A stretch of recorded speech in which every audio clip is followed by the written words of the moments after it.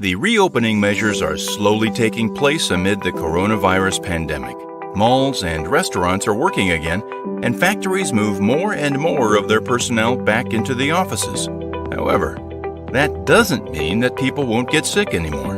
On the contrary, there are now many more chances of spreading the virus even farther. To protect the employees and clients of your business, we developed Thermo control screening stations.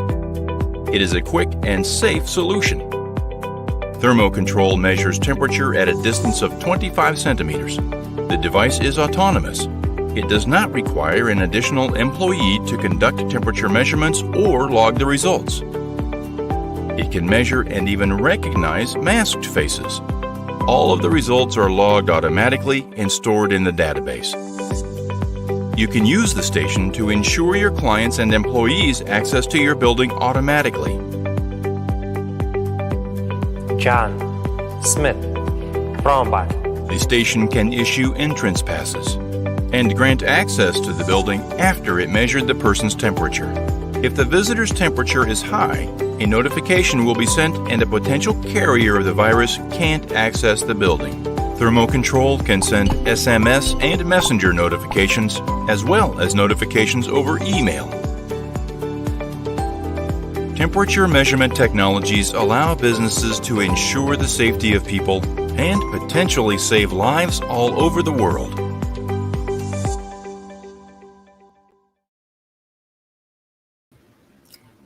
All right, folks, good afternoon. And it is that time of the week. It is Hump Day, and I want to say welcome to the Marketplace Reset Show. I'm Anthony Weeks from JumpStart TV, and we're broadcasting live on several platforms. Of course, we're live on radio. We're also broadcasting on television, and we're also streaming on multiple destinations on social media. We are live on WSGX 970 Radio. We're also live on La Mega Mundial, our Latin partners in 90 markets. We're also broadcasting on Verizon Vios and Time Warner Cablevision, Tempo Network Television throughout the Caribbean, in parts of South America, and throughout the United States. And of course, like I said, we're broadcasting on the Callaloo Network, online, as well as several social media platforms. And as always, I'm looking forward to chatting and engaging my colleagues here on the program. The first segment in the studio, of course, there, her lovely smile as usual, Carolyn. What's going on, Carolyn? How you doing? Well, I'm fine. You notice my studio setting today is actually the front. You've gone mobile. We've gone mobile. We're actually having a beautiful day in the DMV. It started out about 36 degrees, so a little cool, but it's warmed up. But we're actually on the road because, as you know, the commercial that you just saw for the Orange Thermo Control temperature screening stations, with COVID surging everywhere, we've been getting a lot of demand. So Linda and I are both on site doing deployments of our machines in nearby Alexandria, Virginia. So we're from Maryland, and we are coming to you live from Virginia today. So I'm in the vehicle so that I can at least have this conversation with our audience.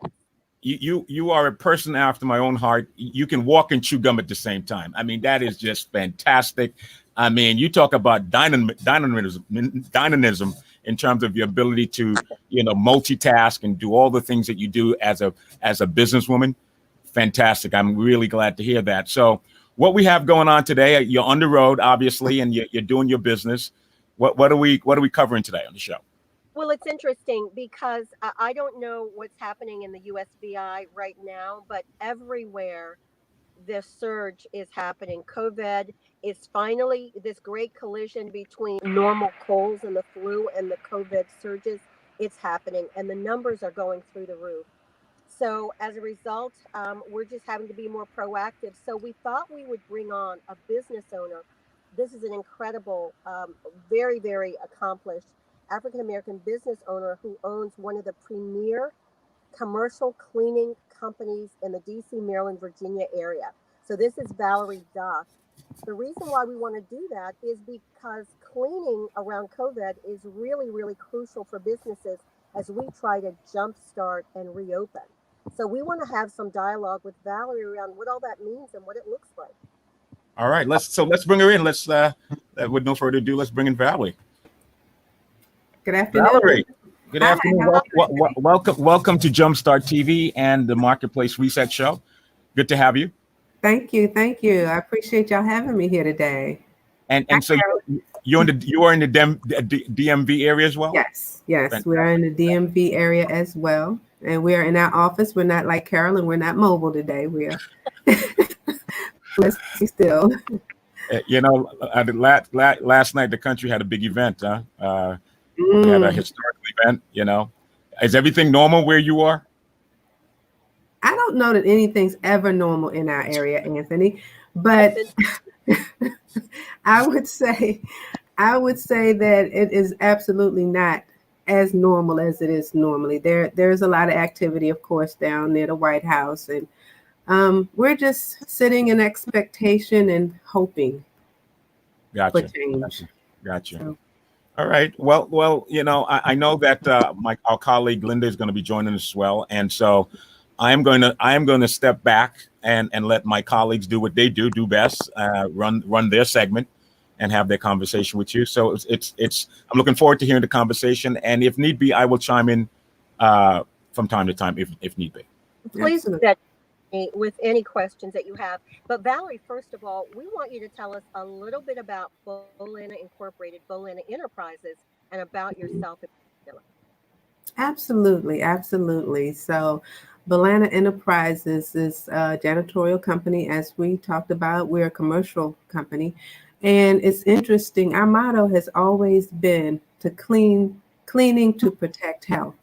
And now that is just so important. So what we're doing is we're working with our clients and helping them to continue to provide clean and healthy environments. We're working with project managers and owners to make sure that the building is not only clean, but it is healthy. And we're doing that through our team of managers and our trained team members that have clearly understand exactly what we need to do, because we have aspects of protecting our team members too, so that they understand how to help protect our clients. We provide services throughout the DMV. We have a very diverse base of clients. We service airports, sports venues, embassies, churches, multifamily housing, commercial buildings, and many more. But what this does is it helps us to be creative and innovative in our cleaning techniques, because we know the gambit. There's not much that comes to us. As a matter of fact, we are the company that cleaned all of the poles in the Prince George's County. So yesterday we cleaned and disinfected 41 poles. So that was very interesting. 41 polling places. Yes, it was very interesting. Let me ask you this. How long have you been in business doing this type of work? Well, we've been in business since 2004 doing this kind of work. Wow. Yes. So you on our own. Some real milestones. 15 years, now 16 years in business is huge. 16. So you're not a Johnny come lately as it relates to the whole cleaning piece. I notice in some of your information, you speak about cleaning and then you speak about deep cleaning. So, and you listed a number of venues. I'm just curious, what do you do for the airports? Because those are really crucial to some sort of normality coming back. What kind of cleaning do you do in airports? Well, what we do, we have two aspects of cleaning at the airport that we're doing. We actually clean the trains that take people around through the tunnel. So we clean the trains and the maintenance facility for the trains. And once a year, we clean all the tunnels. It takes us 30 days and about 20 people to clean those tunnels. So we do that. That's an annual project that we have. And then there's the other aspect where we actually work with a prime contractor cleaning the airport itself, regular janitorial cleaning. So in our area, we know that we have Reagan National, we know we have Thurgood Marshall, BWI Airport, and then we have Dulles International. Are we allowed to know which of the airports you work, or is that kind of sensitive information? Oh no, absolutely. We work at Dulles Airport. So you do the Dulles International Airport. That's where you do a lot of your cleaning. Yes, we do. We do all the trains. We are a subcontractor at the main terminals of the airport.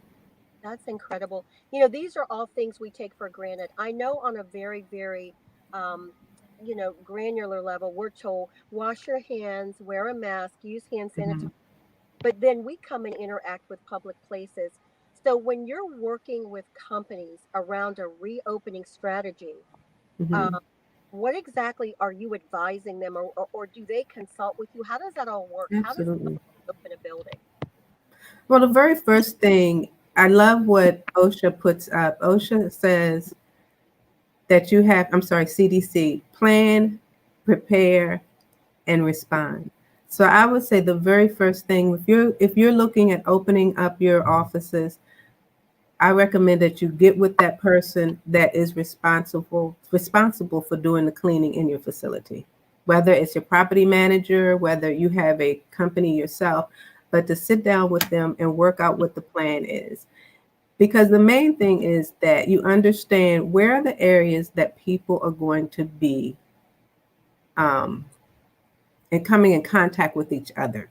So those high touch areas are the areas you want to make sure are being cleaned constantly and consistently, according to what CDC says. So the very first thing is just to set a plan together. Once you have the plan, determine if you have a building with 5 restrooms, you may want to have 2 of them open.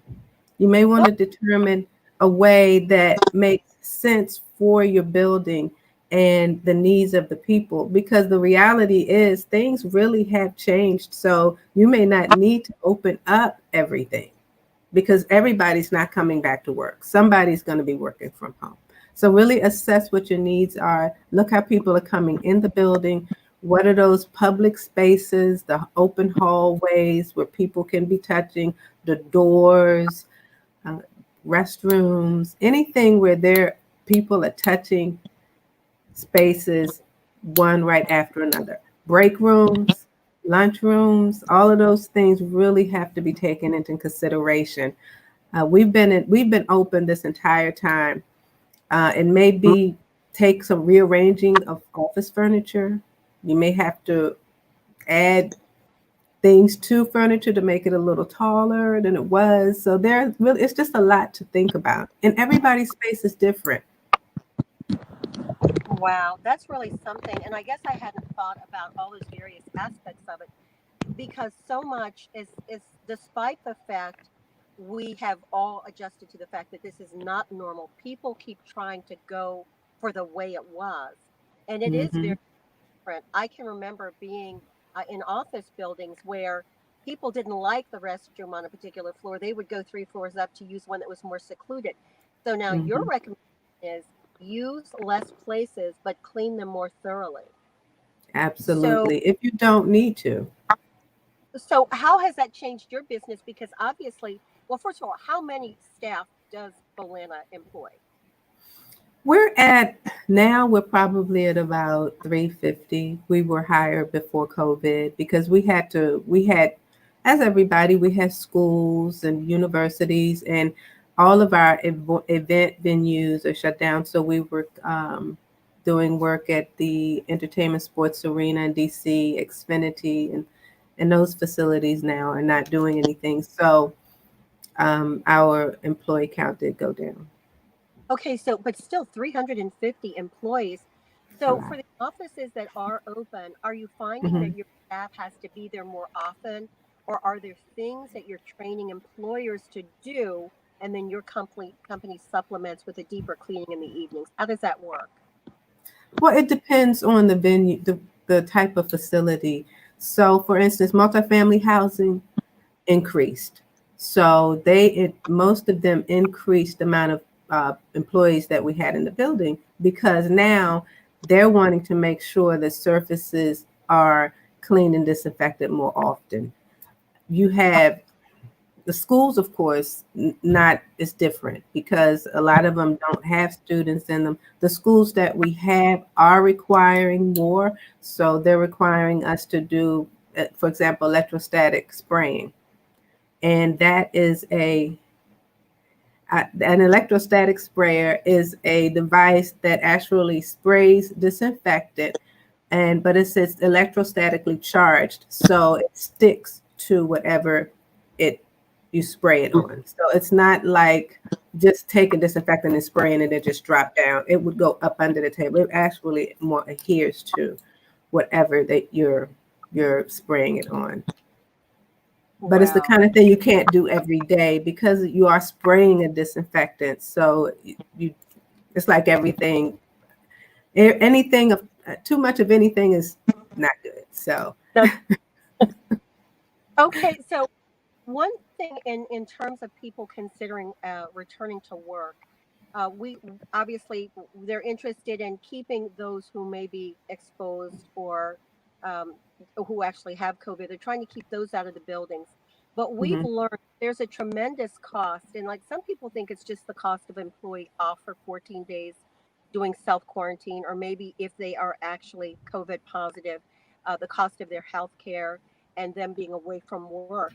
But when someone comes into a building and they are COVID positive, and that building then has to experience a special cleaning, do you have any idea what would the average cost be? Because they could have infected a vestibule, a foyer area, maybe some exactly. elevator. What are the costs associated with that if you had to put a number for us to just kind of get a sense of the impact? Well, I think it depends on what area we're doing. We've designed it where we have more of a per square foot cost based on whatever type of area that we're cleaning and what the requirements are. Sometimes it may be they'll say they just want the restroom the person might have come into, the break room, their office area. Some people may want, I want the whole carpet cleaned in their office. So it sort of depends on what it is that they're requesting. But we are having, and it's interesting that that's sort of picking up now because things like that had calmed down. But it's like you were saying earlier, because COVID cases are rising again, we're finding that we're getting more calls to come out and clean after someone who has contracted COVID was in the facility. Wow. So you mentioned something interesting earlier to me that obviously most of us want to stay away from any area that someone has been that is COVID positive or has been in contact with someone COVID positive. Your Mhm, team, on the other hand, is the team that rushes in to clean them. exactly. So, what special things do you do for your staff to ensure that Mhm. they're safe while they're keeping us safe? Well, the main thing is like everybody, we wear a mask and we wear gloves of course, and we tell them make sure you're washing your hands. The thing is that when we go in and we have something to kill the virus too. So we have the disinfectant that we're going in and we're spraying and killing. So it is a little different for us because we are armed.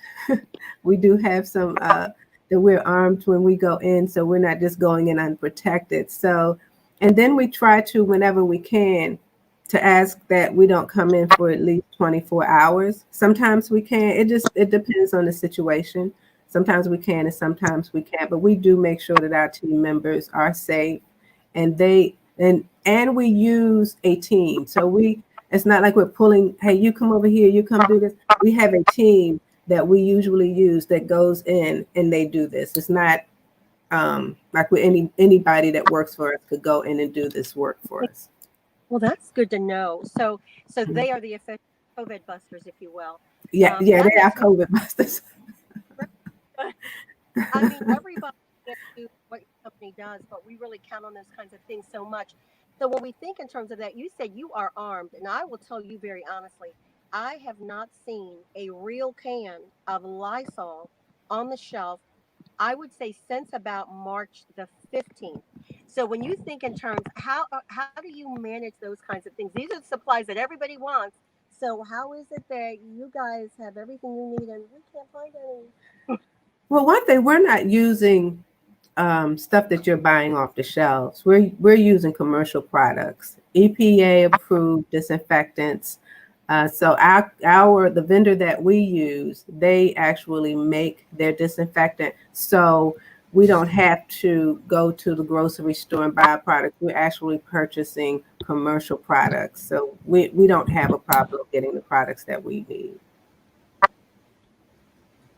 That's That's awesome. yeah. Anthony, go ahead. Okay, Anthony had a question. I knew he had a question. I'm waiting to see what that question is. So while he's waiting to come back on, I think that's very interesting because as a consumer, I want to keep my family safe, and I'm trying to figure out the best way to do that. So obviously, if I can't find Lysol, what wonderful things can I be at home? And here comes Anthony back. What things can I do at home to keep my family safe? Because I want to be part of that team Bolana in terms of the sanitation situation. Well, bleach always, like they were saying, bleach, watering it, using the water according to the directions. You can always use bleach to disinfect. Vinegar disinfects certain things, but may not necessarily kill the virus, where bleach kills the virus. So if you can't get a hold of a disinfectant that you're purchasing. I'm sorry. What was your question, Carolyn? You said bleach kills. You Yes. said bleach kills the virus? It does. Yes. Okay.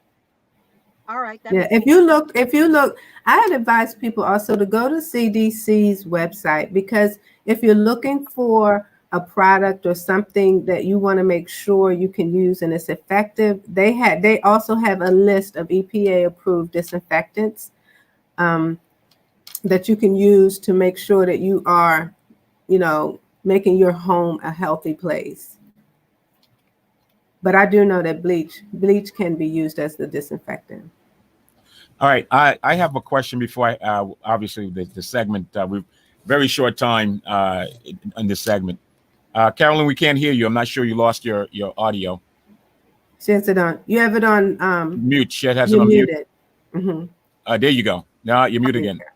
Okay. So we yes, I can hear you now. Yes. So we're going to wrap up the segment because we're going to then go on to the second segment of the show. Absolutely. I want to thank you, Valerie, for being on the program. Thank you, Anthony, for having me. I can imagine how sort of a sense of comfort and confidence you give employees and folks who are coming to your space, that you are doing everything possible to sanitize the space, to remove any, to disinfect and to remove any type of virus residual effect in that space. Yes, we are. Yeah. It is a great privilege actually to be providing these services now. Yeah. And do you find institutional schools, hospitals, I heard you talked about mass transit, you find that the public are responding well to it in the whole, keeping the whole space clean? Is it something visible, or do you do it after hours kind of thing? Well, we do both. We do it when we have our clients that are there, and we do it after hours. But I would say everybody is very, very open. They look for the cleaning. It's expected. Nice. Yeah, nice. It's expected. Nice. Okay. Well, Carolyn, let me let you close out, and I want to thank you guys. And Valerie, obviously, this is not the last time. Looking forward to bringing you back on the program. Thank you, Anthony. To learn more about what you're doing, get some updates from you as well. And thank you for accepting our invitation to be on the show. Thank you very much. All right. Thank you, Carolyn. Thank you, Anthony. Thank you, everybody. All right. Thank you very much. Bye-bye.